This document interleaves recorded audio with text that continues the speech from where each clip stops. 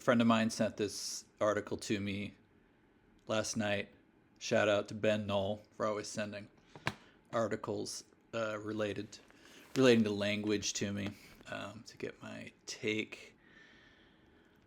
Uh, short. I sort of just read this overview quickly and then texted him back, said I hate it. This is I'll maybe do a blog post about this. So Ben, I am keeping my word and gonna give you my review of this. This is published in phys.org, which is a fairly reputable source, and no shade to the person reviewing this article, but I really don't think so. Let's get into it. All right, researchers at the University of Vermont have uncovered a powerful new insight about how language works. Okay, right off the bat here, I don't think that there's anything in this that tells us how language works. And by that I mean, that we can take a limited number of words and create an infinite number of ideas or meanings from those words. So there's nothing here. It's maybe sort of observing something about the pattern of words that can be enumerated, that can be graphed. But just that's, I think, a huge, huge misunderstanding right there. One that overturns a cornerstone assumption in psychology, linguistics, and artificial intelligence that has stood for more than 70 years. I have not ever heard of this assumption that they're talking about, and I'll get into that. But I also, this is just not something I'm interested in. That's not to say that it's wrong, but let's continue on. Their study, published in Science Advances, introduces Ousiometrics, the quantitative study of essential meaning. Okay, so the quantitative study, that means that they're trying to put numbers on what something means to you. Okay. And here is let's just use an example. The sentence, my boss keeps pencils in a mug on his desk. What about that can you put numbers on? Right? Do you see how this is, I just think, a very foolish approach to talking about meaning, right? Meaning is the thing that sort of gets projected in your mind.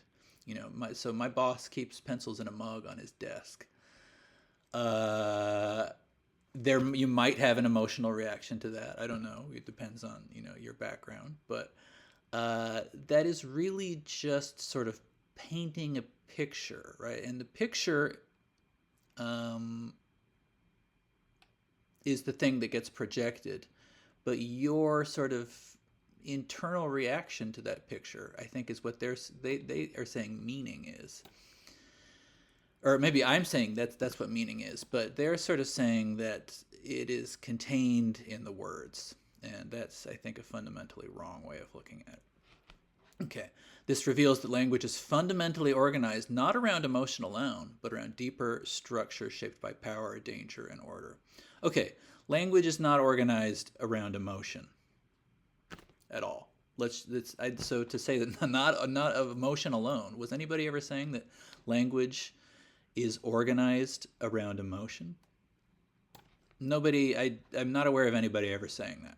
If they are, that's you. Good luck. But because how do you account for a sentence like my boss keeps pencils in a mug on his desk? A deeper structure shaped by power, danger, and order. Again, write down every sentence that you say in a day and tell me how much those sentences relate to power, danger, and order. language, it's a common assumption. It's also wrong that language is used for communication. But that's just simply not true. If that were true, then why is 98% of the language that we use never voiced? We talk to ourselves without uttering the words all the time. And so this just really it gets me. It's sad that this sort of thing is considered science, and it bums me out that people make a living doing this kind of stuff. Okay. At the heart of the discovery is a striking and far-reaching finding. Human language is systematically biased towards safety. That seems to mean that language is sort of just easier to use when it is used to talk about safety, maybe. It's not really clear what they mean by biased towards safety. And they never really explain that. Not in this article, and not in this one here. So this is the actual article here. And I will go over the abstract and the introduction, I think, as well. But it's just... oh, God. All right. A hidden bias in language. For decades, researchers have assumed that meaning could be distilled into three core emotional dimensions: positive or negative, excited versus calm, and dominance, controlling versus submissive.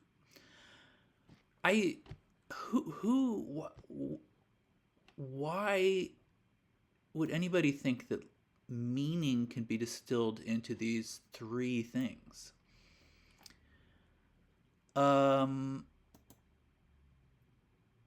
My boss keeps pencils in a mug on his desk. Is that positive or negative? That kind of depends. So I think a big part of it is that, we would like for there to be some sort of universal thing that we can attach to words. And not just words in isolation, but words in sequence. Arousal, excited versus calm. Does the sentence I just gave elicit either of these things? Necessarily? No. Controlling versus submissive. We have a boss in the equation, so maybe there's some sort of controlling going on here. Maybe you're making fun of your boss, though. Okay, so the VAD framework. And I looked into it. I was like, well, I've never heard of this, but do people use this? And I guess some people do use this for things like sentiment analysis. Sentiment analysis is trying to sort of come up with some algorithm, some mechanical way of taking a sentence and ascribing if people are mad about it or happy about it, right? So this would be used by a company to, take a look at comments online or reviews of a product and say, do people like this or don't they? And that is something that you can engineer to work somewhat reliably, but that's engineering. That is not science. When you get it to work, you haven't discovered something about emotion or about how language works. You have built a machine that hopefully at least most of the time works. All right. So this guy, Charles Osgood et al., came up with something in the 50s. The model has been used widely across disciplines. Again, I've never heard of it. Now let's just take a look at this. So they put in Les Mis by Victor Hugo. And here we have, let's go ahead and hit play here so that you can see. You can see this visualization. What does it mean? Who the hell knows? They have labeled their axes, bad versus good. Okay, first off, if you see something that's measuring bad versus good, this is not sophisticated. What is bad and what is good is going to vary widely, depending on all sorts of things. All right, so is Les Miserables? We have aggressive, gentle, good, bad, weak, powerful. I hate it. All right. So but the team's large-scale analysis drawing on billions of uses of more than 20,000 words. Okay, so 20,000 words in the English language, billions of uses of those words, and lots of different real-world texts. They're dumping all kinds of stuff into the computer to see what happens. They demonstrate that this framework is flawed. So this previously existing VAD framework is not correct. Okay, yeah, well, this framework is flawed. They're right about that. What they are not right about is that they say, actually, no, our framework is the correct one. Okay, so that's where another problem arises. Using modern computational methods, yay, the researchers identified a different set of underlying dimensions. Not only are the VAD dimensions not independent, but they obscure a more fundamental organizing principle of language. They say that no, it is not those three things, but it is rather power, danger, and structure. So it's just a labeling problem. They're sort of saying that, well, okay, so there are these sort of primary colors of emotion, but those it's not what this other guy thought they were. It's these things, and we can prove that because the numbers work. And the fact that we can make the numbers work using whatever we want to make the numbers work that's not science. If you said I have a theory, if you talk to a physicist and said I have a new theory about how it works, and so you say how do you arrive at that theory, and you say, well, we use whatever we want to make it work. Nobody's going to believe you. Okay. So at a moment when language technologies are rapidly reshaping communication from large language models to automated content moderation, the need to understand how meaning truly works is urgent. How does meaning work? First off, what is meaning? Is meaning contained in the words of language?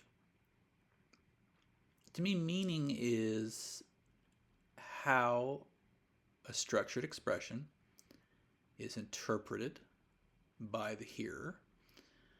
And that's it. Emotional reaction to that is that's going to vary widely, and there's not really much that you can say about emotion as it relates to meaning. So I don't understand what they're talking about here.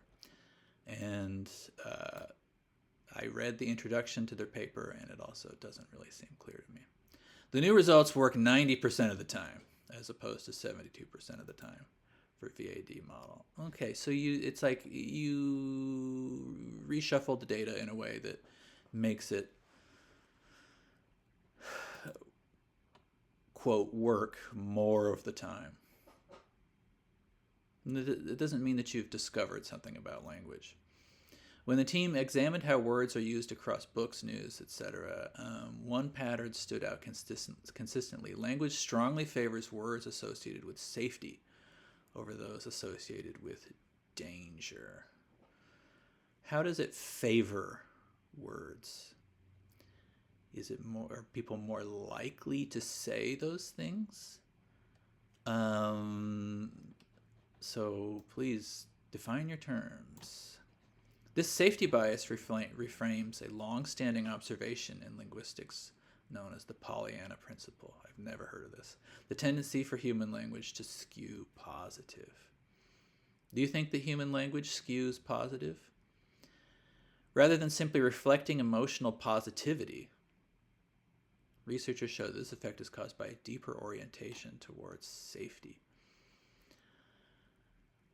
The Pollyanna principle's positivity bias is, in fact, a one-dimensional projection of an underlying safety bias.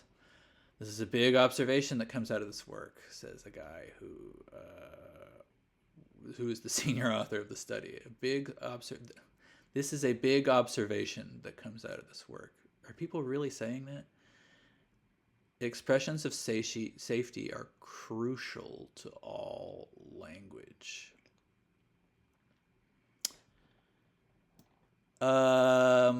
Perhaps what you really mean is that safety as a concept is crucial to all living organisms. And therefore, we have a system, which is language, which will sometimes allow us to speak of the notion of safety. But I don't think that it is built up around safety. Language is a survival system. Okay, so here we get into another kind of common assumption that language is evolutionarily designed to benefit survival. We have been using language on Earth for, depending on who you ask, somewhere between, 100, 200,000 years, maybe. And it's not clear that it is going to benefit our survival in the long run. As you can see, language, science, human knowledge stacking on top of itself is not really leading to humans to flourish in the modern world. Does it feel like we're surviving? Okay, that's just, sort of something to think about there. The implications are profound. If language is biased towards safety, then communication itself may be shaped by evolutionary pressures tied to survival. Words are not just emotional signals. Words, again, not just emotional signals. Is anybody saying that words are emotional signals? What is emotional about the word glass? What is emotional about the word reach? What is emotional about the word wall? You may have ideas associated with those things that evoke emotions, but the words themselves, it's like, no, nobody is saying that. I really doubt it. They are tools for navigating risk, assessing threats, and coordinating behavior in uncertain environments. Yes. I think that they are also, language can be used for whatever you want, though. It's not just these things. And that's, language is highly modular. It's, it can be applied to anything imaginable. We can use language as a tool for building boats and making biscuits, whatever. Do those things have to do with risk, threats? Coordinating behavior. Yeah, I'll give you that. Coordinating behavior. This perspective, it helps explain why safety-related distinctions are so deeply embedded in everyday communication. Examples?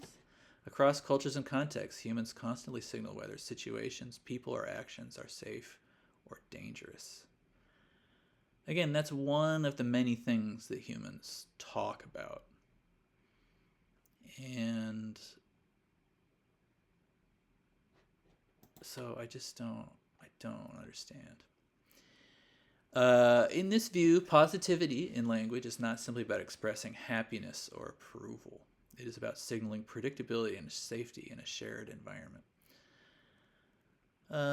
Study co-author says that the framework illuminates something fundamental about how humans experience the world.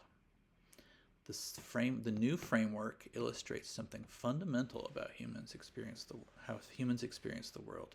Power, danger, and structure are relevant to every person that's ever lived. Okay. So are sunlight, water, shelter, carbohydrates. Are you suggesting that language is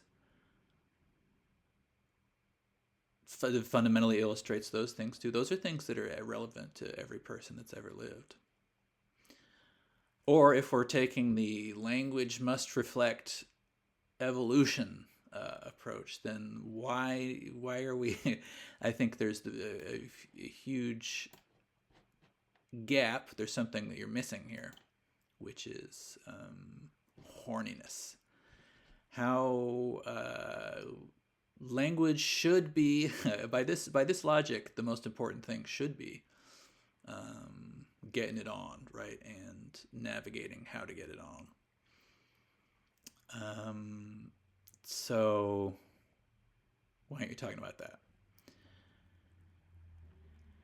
Like the Pollyanna principle, linguists have long observed a bias in language towards expressions of goodness and low aggression.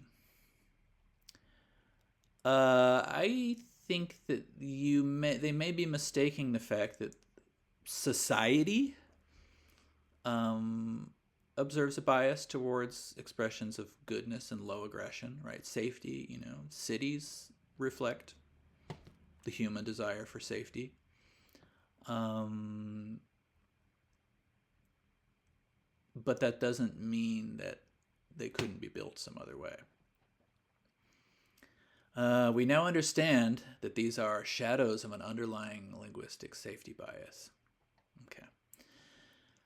The findings challenge assumptions at the core of several fields. In artificial intelligence, the implications are immediate. So the findings may inform artificial intelligence. That I will give them. Okay? So many natural language processing systems rely on sentiment analysis grounded in VAD-like frameworks. Okay, so that's fine. You are trying to design a system that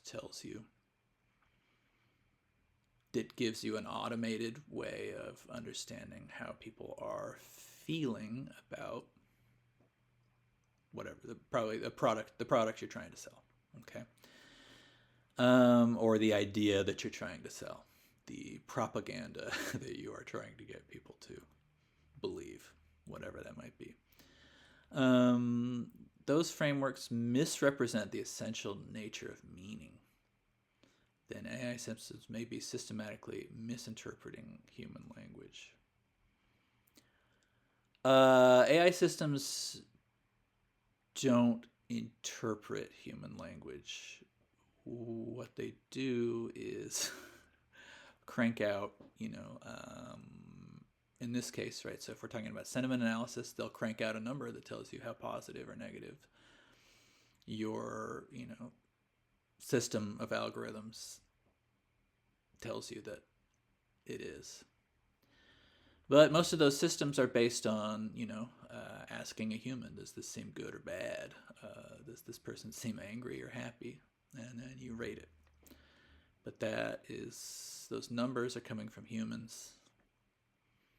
How humans arrive at those numbers, nobody seems interested in getting to the core of that.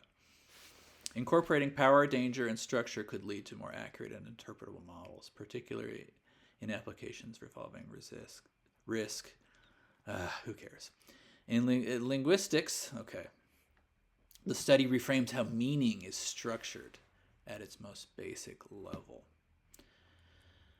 Rather than organizing words primarily by emotional tone. And again, who does this? What is the emotional tone of carrot? Just on its own. What is the emotional tone of building? It suggests that meaning is grounded in survival relevant distinctions.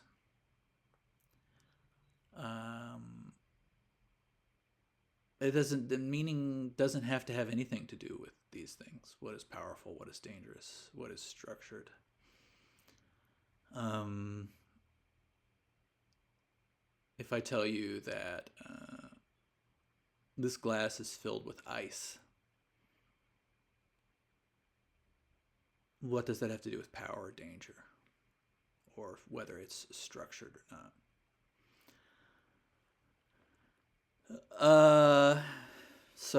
That's all I have to say about that. In psychology, the work calls into question decades of research built on the VAD model. If the foundational dimensions of meaning are different than previously thought, foundational dimensions of meaning. Okay, so to assume that there are foundational dimensions to meaning, some sort of primary colors, that everything is just combinations of these three things.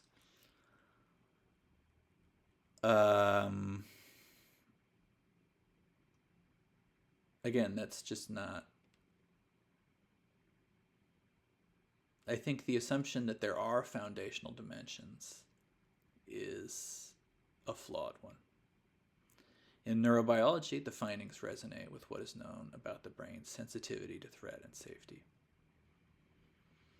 Okay, here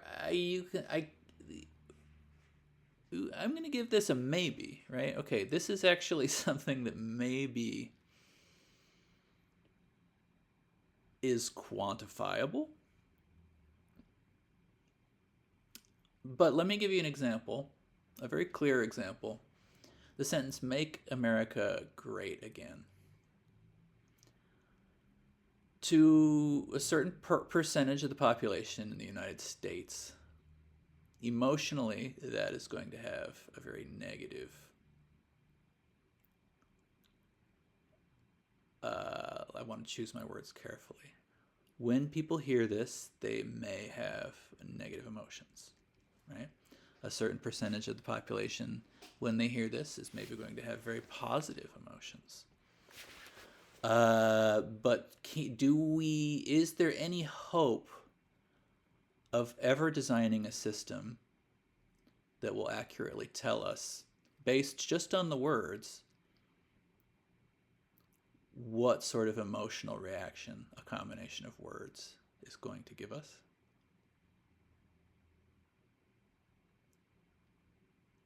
No.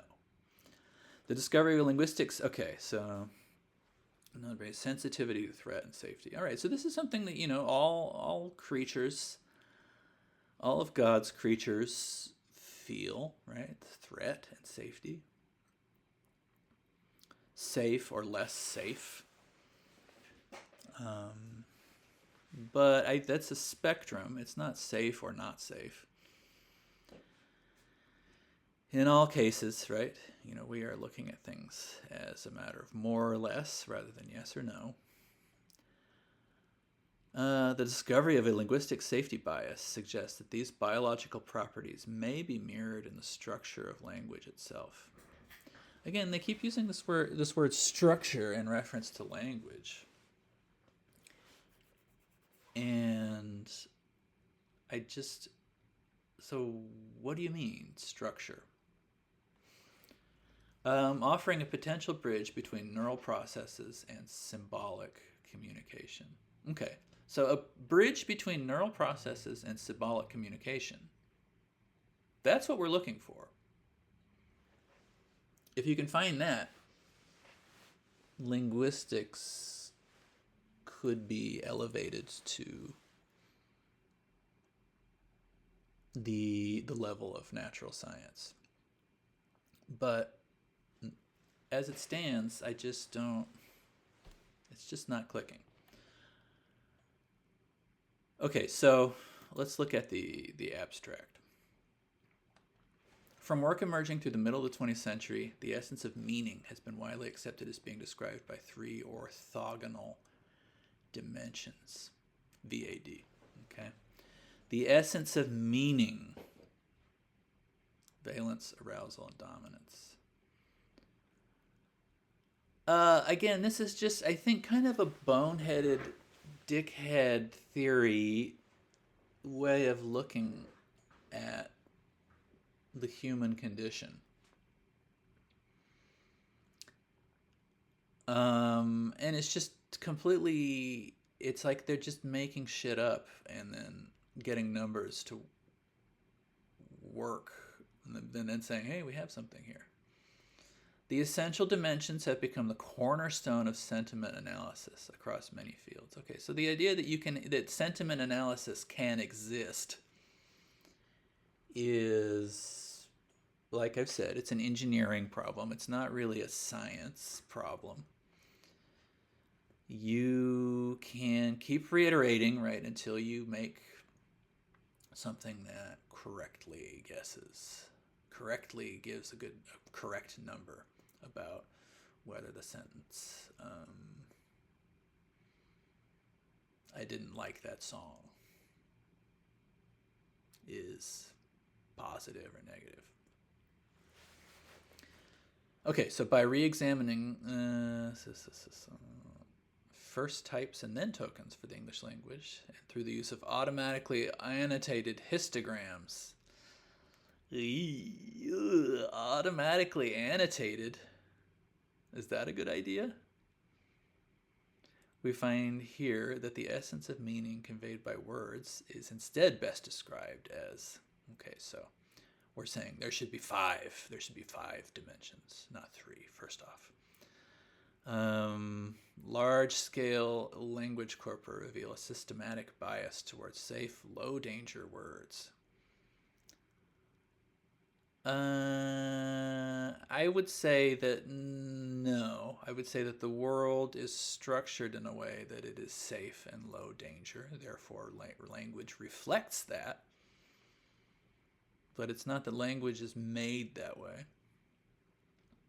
And that the power danger structure framework is the minimal framework that represents essential meaning. Okay, so they're saying we have these, it's actually these five things, but you can get away with three. Like, what? We find remarkable congruences between the GPDAS framework and other spaces, including mental states and fictional archetypes. And we construct and demonstrate a prototype Ousiometer.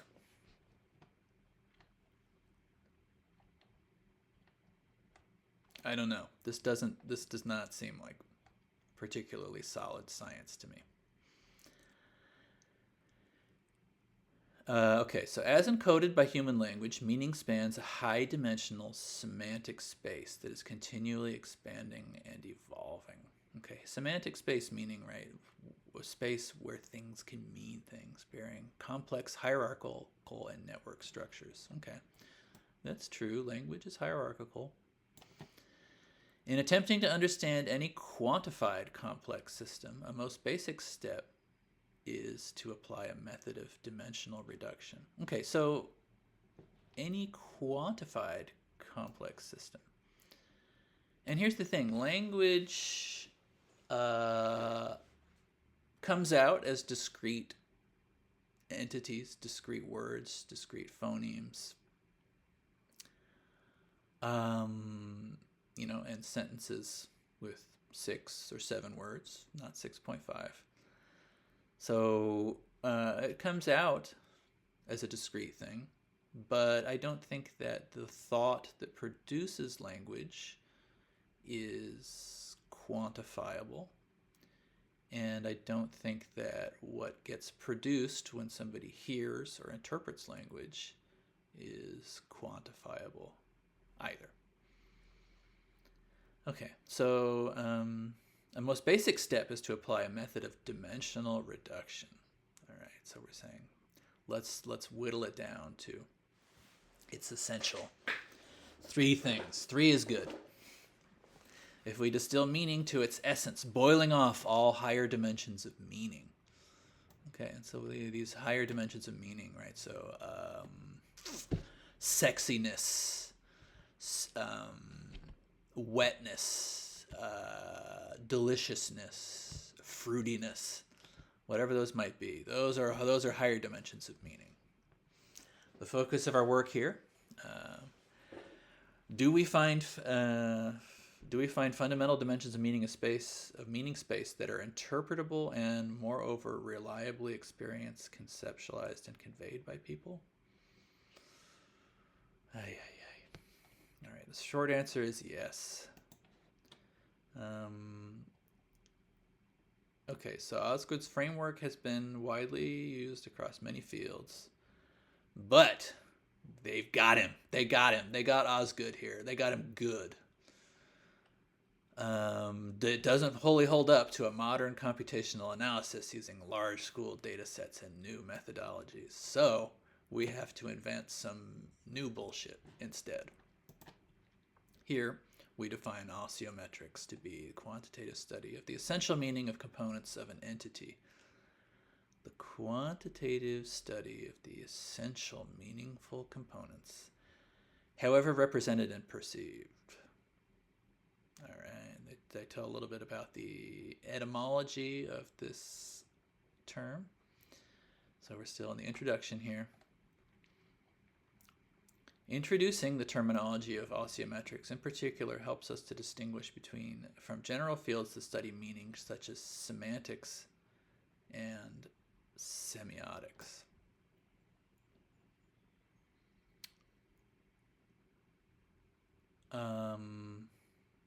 Okay, so they're saying we're doing things our way, not the way that people who study meaning or the nature of symbols look at it. Okay. For framing purposes, being able to thematically name specialized tools and instruments will be helpful in the presentation of our work. It will be helpful in the presentation of your work, but does that mean that does that mean that you've actually got anything there, or that you're just getting the numbers to quote work? In particular, we would develop and explore a series of osiograms that are annotated representations of two-dimensional slices of meaning space. For our purposes here, and in the tradition of Osgood and the many who have followed, our measurement of essential meaning will rest on and is constrained by the map presented by language. Okay, so what map does language present?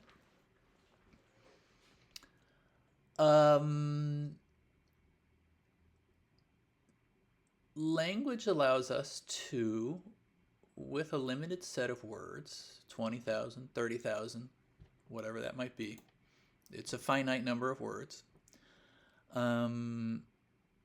represent what is technically an infinite range of thought possibilities.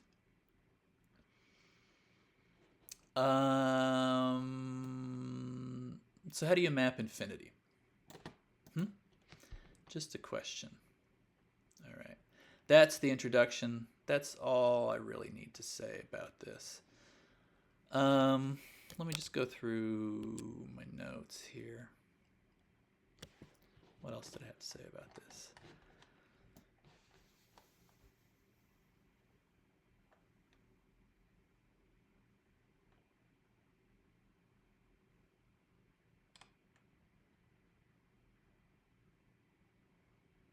Why not propose other categories? Fruitiness, darkness, fergaliciousness.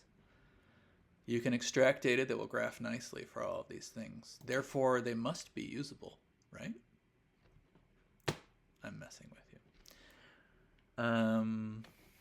So our air, water, and sunlight. We don't try to reduce life's experiences to airiness, wetness, or brightness. Okay. So, just because things are generally taken care of, it doesn't mean that those things. I'm just going by their logic, right? If we're saying that there are these things the language is capable of discussing, the language is capable of covering these things, and these are the things that are important to survival, you claim. Meaning something that exists in the world? Meaning is in your head. Again, right, what something means is going to vary from person to person. There is no sort of universal interpretation that everybody is going to have for everything. Everything's going to hit a little different, even though we are using language as a sort of digital system. The thought from which it originates and the thought that it evokes in the person who is hearing, reading, right, or interpreting language is going to vary widely. Meaning, what a song means to you is not going to be charted in 3 vectors, right? It's not as if, it's like smell, you know, there's not like primary colors of smell that you can load into your television and then just combine those to produce every smell possible. It's not how it works. And likewise, what a sentence mean to you is not going to be reflected in three vectors. That's not to say that all possible meanings in language are going to be able to graft onto some chart that you made rules up for to measure their interactions. We can make a chart that's about how many times the number 3 occurs after the decimal when we map out 1 divided by 3, right? But that doesn't mean that we've discovered something about this fraction. If it was base 11, you'd end up with something quite different. Why not add more vectors? Sexiness clearly must be a factor if we're going for the evolutionary angle. And also, how do you explain a sentence like, she saw the man with the binoculars? Who has the binoculars? 2 possible interpretations here. So how do you explain this? How could this be? Why would evolution allow such a thing to happen in every language? Ambiguity. Syntactic ambiguity is possible. Wouldn't that be a problem if language was designed for communication? Then why would this kind of thing be present in all languages? All right. Anyway, you get the idea.